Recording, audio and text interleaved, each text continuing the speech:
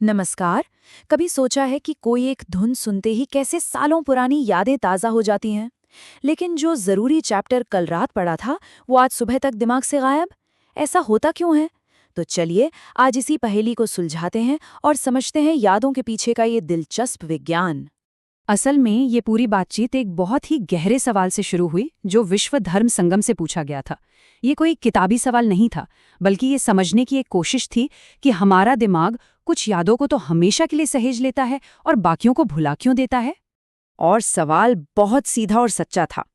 कोई दर्दनाक सबक हमें जिंदगी भर क्यों याद रहता है, लेकिन पिछले हफ्ते पढ़ी हुई चीज दिमाग से निकल जाती है। हम सब ने कभी ना कभी ऐसा महसूस किया है ना। तो चलिए आज इसके पीछे की साइंस को समझते हैं। सबसे पहले बात करते हैं उस याद की जो एहसास से, भावनाओं से बनती है, यानी वो ज्ञान जो हमें किसी अनुभव या अनुभूति से मिलता है। ये वो वाला ज्ञान है जो सिर्फ दिमाग में नहीं, बल्कि हमारे वजूद का हिस्सा बन जाता है।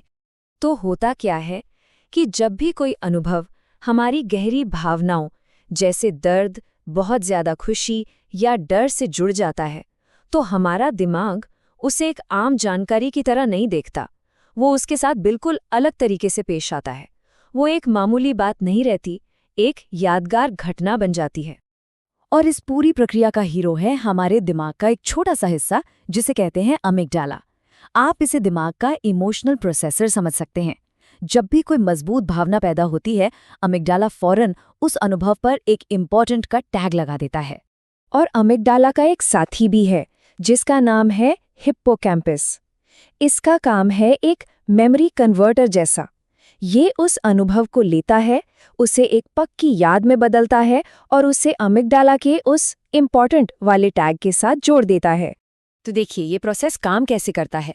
कोई भावनात्मक घटना हुई, अमिगडाला ने झट से उस पर जरूरी का स्टिकर लगा दिया और फिर हिप्पोकैम्पस ने उस घटना और उस भावना को एक साथ गूंथ दिया।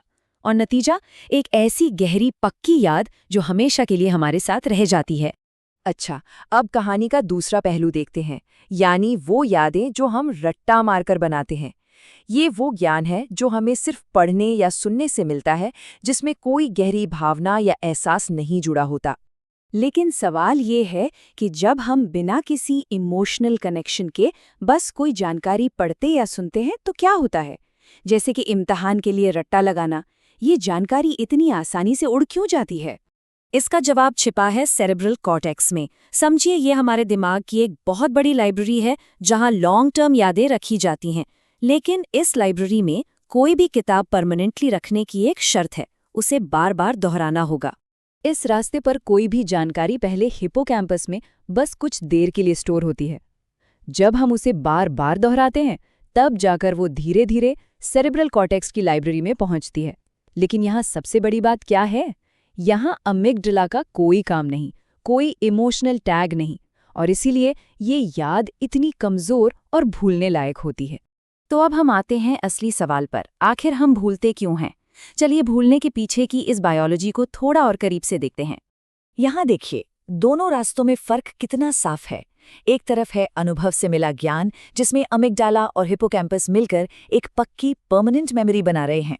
दूसरी तरफ है सिर्फ सीखी हुई शिक्षा, जिसमें हिप्पोकैम्पस और कोर्टेक्स मिलकर एक कच्ची टेम्पररी मेमोरी बनाते हैं।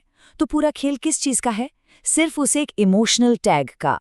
तो भूलने की जो सबसे बड़ी वजह है वो है अमिगडाला के उस इमोशनल टैग का न होना।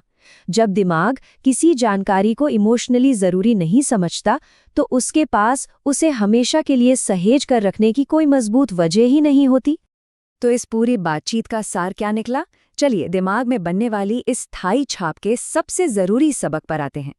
हमारे दिमाग के दो सीधे साधे सुनहरे नियम हैं। पहला, जिस ज्ञान के साथ कोई एहसास या अनुभव जुड़ जाता है, दिमाग उसे आसानी से नहीं भूलता। और दूसरा, जो ज्ञान सिर्फ सुना या पढ़ा गया है, वो बिना बार बार दोहराए दिमाग में पक्के तौर पर नहीं टिकता।